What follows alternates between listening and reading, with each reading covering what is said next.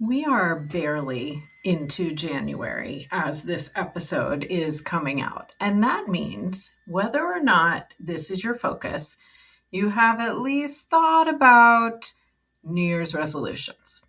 Now, if you and I are connected on social media, and if we're not, find me at Cheryl P. Fisher and let's be connected. But if we're connected, you will have seen me say before that I am not a huge fan of New Year's resolutions. However, that doesn't mean it's not a good thing to make a goal or figure out where we're headed. So let's talk about it. Welcome to Mind Your Midlife, your go-to resource for confidence and success, one thought at a time. Unlike most advice out there, we believe that simply telling you to believe in yourself or change your habits isn't enough to wake up excited about life or feel truly confident in your body. Each week, you'll gain actionable strategies and, oh my goodness, powerful insights to stop feeling stuck and start loving your midlife. This is the Mind Your Midlife podcast. I went and Googled, just for a quick second, some data about New Year's resolutions. And I don't know how accurate this is, but it's okay. I found that by the second week of February, and of course, that's still a month from now, roughly, the internet says, 80% of resolutions made at the beginning of January have been abandoned. 80%. Now, I can tell you that I already have fallen into this trap because I decided I have a program that I purchased online that has little 10-minute yoga workouts. I don't know why I'm struggling for the word workout. It has little 10-minute yoga workouts, and it's for women in their 40s, 50s, whatever, 60s age group, and to help stretch and work on mobility and strengthen, because all of that is really important.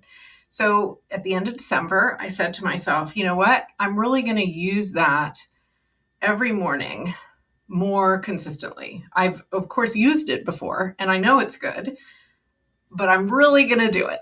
Every morning, I'm going to get up. I'm going to do that right away. It's 10 minutes. Of course, I can do it. And I am so sorry to say that as of about a week into January, I have done it 0 times. So we are not getting very far with that particular resolution. Now, does that mean that I should just trash the whole thing? Of course, it doesn't mean that. It does tell me that I have gone awry in the way I made that goal, in what I resolved to do. And so today, I want to share with you how and why that happens. Why don't we follow through? Because so many of us don't follow through. And whether it's a New Year's resolution or it's a goal you made for yourself in a sport or fitness or a business or a job, so many of us don't follow through.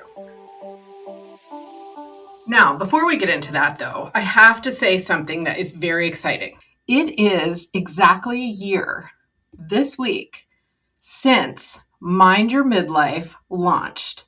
I cannot believe it. I insert exciting music here. I cannot believe it. It is a year. This is our 1-year anniversary.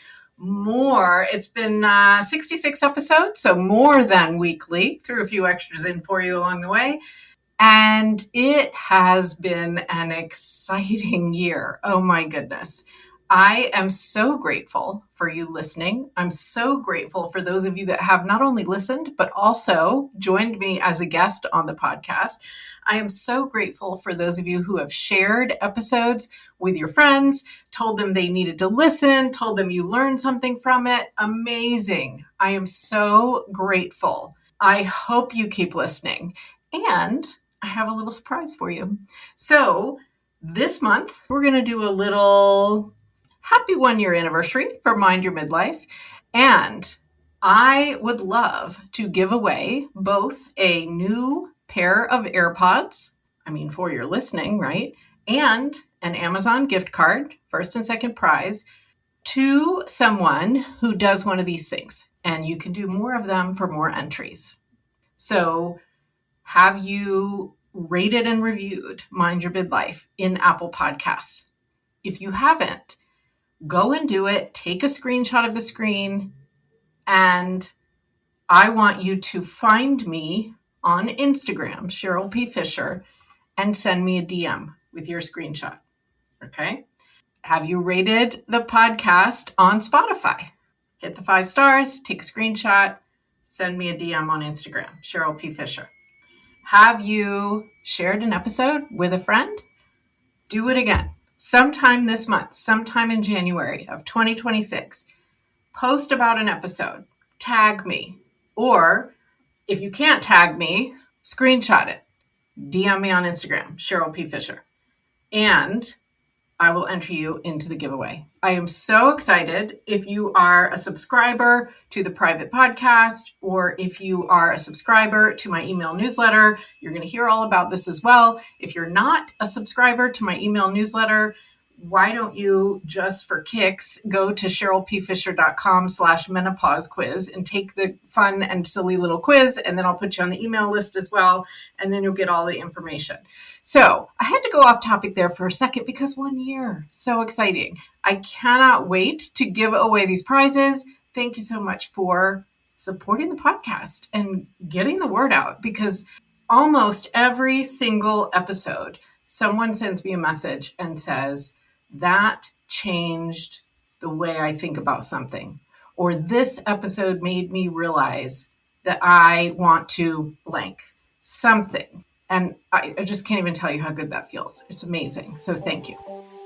All right, back to our regular scheduled discussion. We are talking about why we don't stick with things. I don't want to tell you anything that is commonly the way we beat ourselves up. Not that I don't want to, they're not real. So often we tell ourselves that we are lazy, so of course we're not going to stick with it, or, we don't know enough, or we don't have time. All those things are excuses. There is a real important piece going on in your mind, really more than one piece. And so what we need to do, and this is Mind Your Midlife after all, is we need to kind of go behind the curtain and see it's not because you're lazy. It's not because you ran out of time. That is not why you're not following through on whatever you said you were going to do. It's in our minds. And the first thing that I want you to take away from this, I'm going to try to remember to number them for those of you who like that. The first thing is that what drives us to take action is avoiding pain or seeking pleasure. So like the carrot and the stick, if you've heard that saying. Every person is motivated to take action because we want to avoid pain or we want to have pleasure.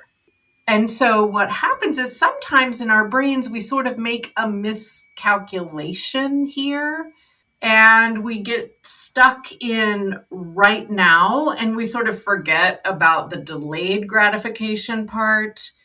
And here's what I mean by that.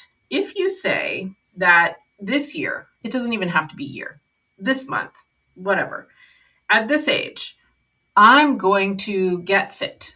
Kind of like I said with I'm going to do this 10 minutes of yoga every day. Your pleasure that you are hoping to gain is either being able to move well, or feeling good about yourself, or feeling good about how you look in your clothes, right? It's some sort of physical looks and strength and health related thing. That's a pleasure that you want. So you've made this goal. That's where you're headed, is to get that pleasure. But that's a delayed pleasure. If you are going to eat healthy and you are going to exercise, when you actually go to the gym in the winter, or want to take a walk in the winter or in the heat, or you have to make dinner and it takes longer because you're trying to eat healthy, there is immediate pain involved. And maybe even literally, if you're sore because you just started exercising, could be that too. So I know I want this long-term pleasure from saying I want to get fit, but there's immediate pain and immediate pain and immediate pain and immediate pain. And it is an equal motivator to avoid that pain. So if you're getting out of a warm bed, or you're getting off of the couch, or you're rushing home from work just to do more work and cook this healthy meal, your brain's going to try to get you out of it. And it is not because you're lazy. It's because that is a change to what you're doing. And it's not a change that your brain is finding any pleasure in.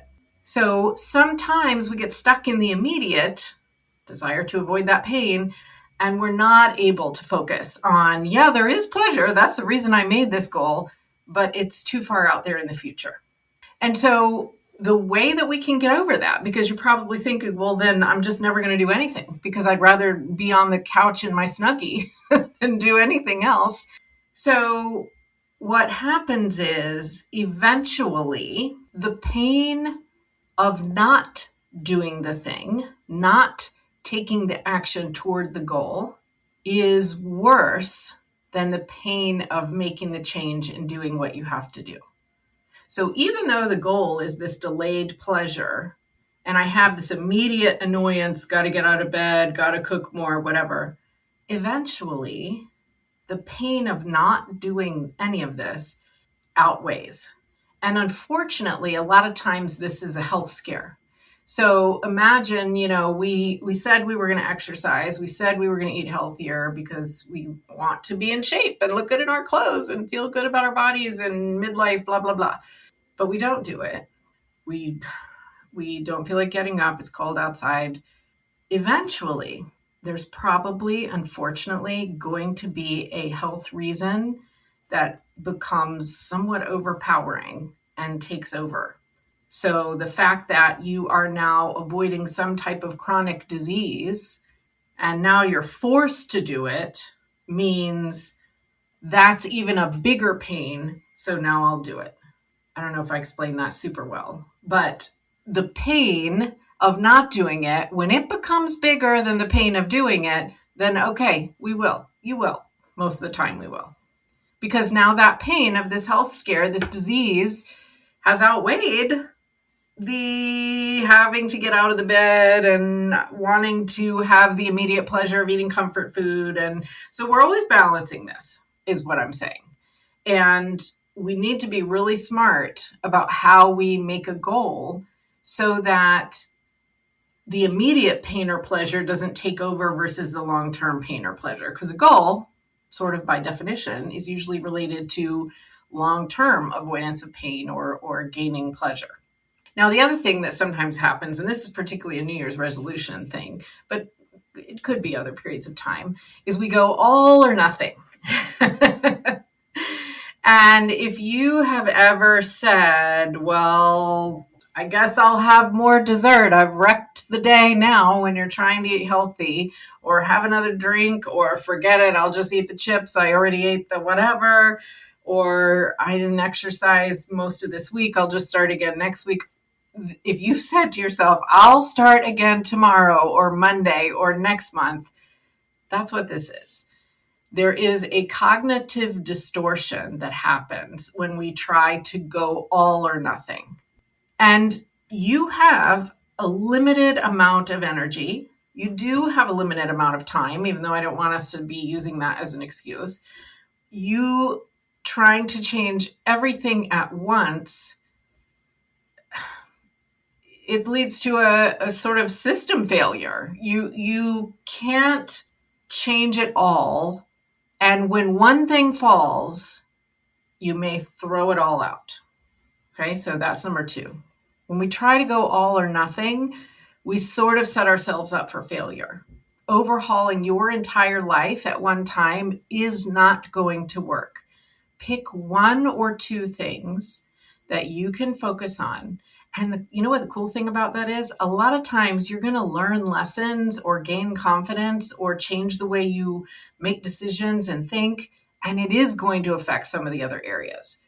But you have to start with 1 or 2, otherwise the system's going to crash.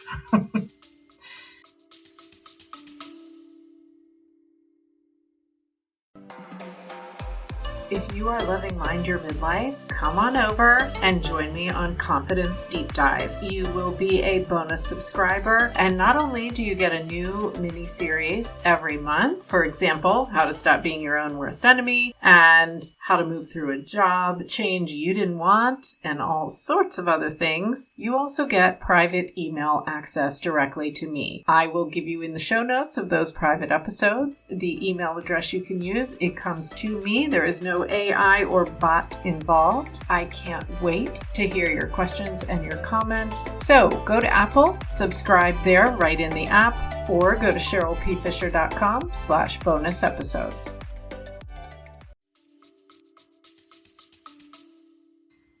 And the third thing, and this is a really big one. We can say whatever we want to say about what we're going to do in the new year, the new month, the new week, whatever. And if we still see ourselves as our current state, it's not going to happen. So our self-identity, our self-image is directing all of this. So while I say this is number 3 on the list, this really is underscoring everything to a certain extent. You have a self-image, a self-identity, and that is who you believe you are. I worked with a coach from the UK, and I feel like she always said, what sort of person you believe you are. I like that saying. You have an opinion about yourself and your ability to do this or that, your skill related to this or that, your lack of skill related to this or that, how you look, what size you wear, what interactions you enjoy, what people you like, what people like you. You have an opinion on all of that. And not even an opinion. You have a belief inside your subconscious brain on all of that. That is your self-image or your self-identity. And so apparently, to go back to my 10 minutes of yoga example, I do not, at this moment, identify as someone who does yoga every day. I don't. And that's accurate because I'm not. And I will not ever be someone who does yoga every day until I believe that I am. I'm going to say that again. The first, or at least at the same time, thing that has to happen is I have to believe that I am the sort of person who does this. You have to believe that you are the person, the type of person, the kind of person who does this, who can do this, who is good at this. That has to happen either first or at the same time as actual behavior change, because your thoughts are in your head creating emotion, which is directing your action. So if I don't believe, which clearly I don't, that I am a daily yoga doer, then I am not going to do daily yoga, no matter how many posters I put on the wall, no matter how many sticky notes I put, how many affirmations I do, none of it. Doesn't matter. I'm not going to do it. I might do it a little bit, but I'm not going to stick with it. This has a lot of application for, it has a lot of application for everything in life, but it has a lot of application that we can really see and maybe understand for ourselves with weight loss. And you might have heard me say before that way back when, easily 18 to 20 years ago, when I was trying to lose weight, my sister said to me, this was before I thought personal development was worthwhile in any way, by the way, you have to have a picture of yourself in your mind or you won't be successful. And I was like, I don't know about that. That seems silly. Guess what? She was right. You have to believe in your mind that you are the person who is fit. You are the person who weighs X amount that you want to weigh. You are the person who wears X size. You are the person who has a business with X income. And if the numbers kind of stress you out, it doesn't have to be about a number. It can be about you are the person who has a business that you are so proud of and is growing quickly. It's okay that it's a little more vague if numbers stress you out. And they do that to me a little bit. So I've been there. But if I say to myself, this is where we fall into a trap with affirmations, where we kind of think they don't work. If I say, my business is doubling this year, I'm affirming it. My business is doubling this year. My business is doubling this year. But if inside my head, I don't really believe that, that doubt is going to take me out. That's a Jerry Rosenthal phrase. I should quote him. That doubt is going to take me out. That doubt is going to take you out. Because if you don't believe that you are the type of person who can do, does, is X, you're not going to do it. You're going to either make a lot of strides towards it and then self-sabotage, and that's the upper limit. Go back and listen to last week's episode with Denise Duffield Thomas. We talked about the upper limit. I'll put it in the show notes. It's episode 65. That is going to happen. Or you may never even get started because it's just so, you just can't reconcile doing the thing versus I don't believe I'm the type of person who does this thing. You just can't do it. It starts inside. And so you might be thinking to yourself, well, that's all well and good, but then how the heck am I supposed to change it? What action would I do if I need to change what I believe inside? Okay, I have a couple of ideas for you. And clearly, I haven't solved this for myself because I still am not doing the yoga every day. But I feel like I think I might get there. I feel like the desire is there. I know it feels good. So what we need to do is either change how we believe about what we believe about ourselves. And we can do that with sort of pattern interrupters like tapping, like affirmations. You can work with a coach to do that. Retraining your subconscious brain. It takes repetition and it takes emotion. Hypnosis will do it.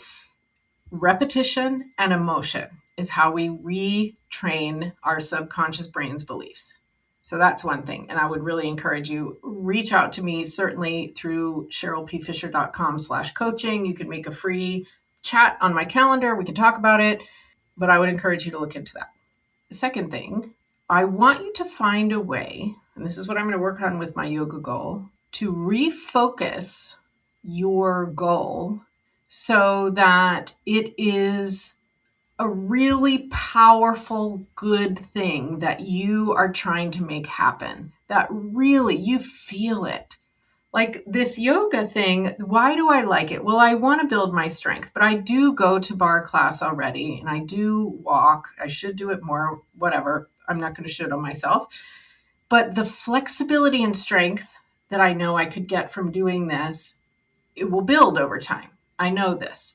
I also know that after I do this little 10-minute workout, I feel different. My joints feel, how would I even describe it? I think we women in midlife are going to know what I mean. It feel like stretched and a touch sore, but like good sore, like, I don't know how to describe it, but good sore is what I'm going to have to go with.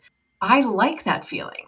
So I need to hold on to that feeling. That is immediate reward and pleasure.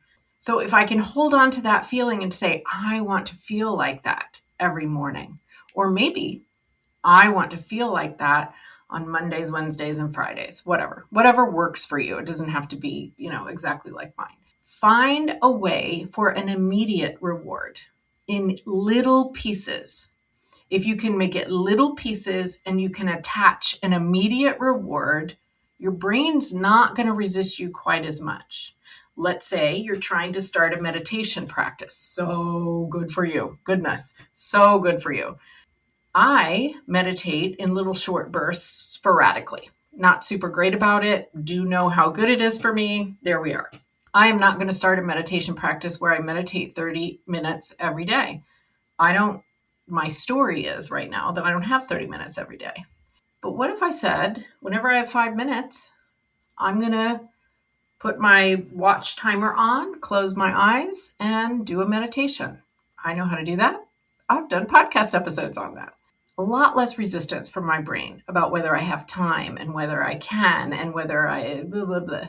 So maybe we need little pieces because the little pieces add up. There's a book called The Slight Edge that you might be interested in reading.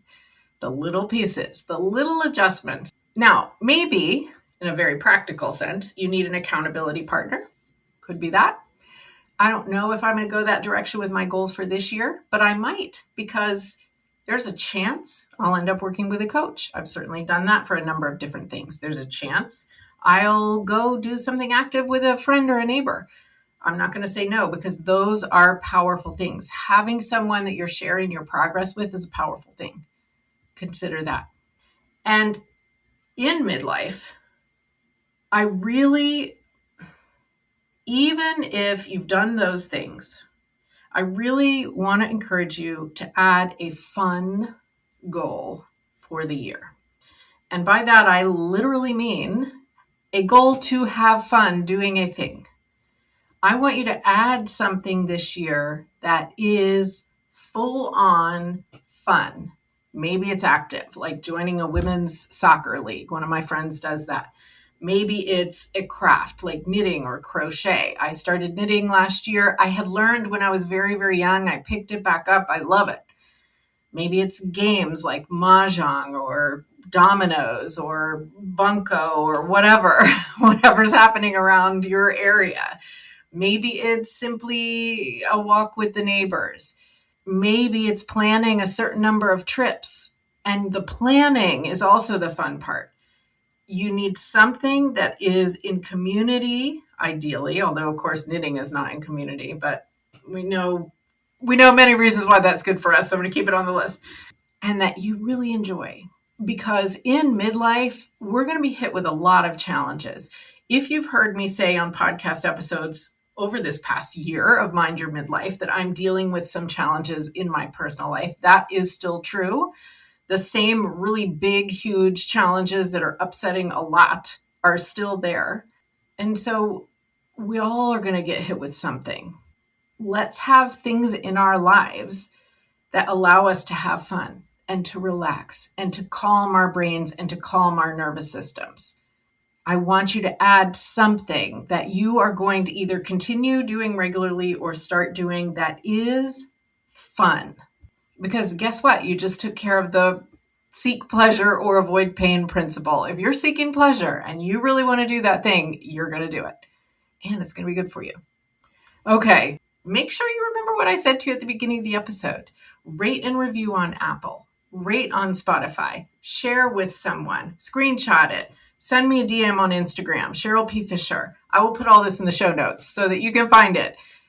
And I will enter you in the giveaway. I can't wait to draw 2 winners at the end of January. And make sure you hit follow while you're doing all that, because I have a Changemakers episode for you next week. She is a wine entrepreneur, and she is doing something really cool for women in business. You're going to like that one. And in the meantime, keep in mind that in midlife, we want to take just a little bit better care of ourselves. Just a little bit better on the inside and on the outside, and all the things we're doing makes such a huge difference.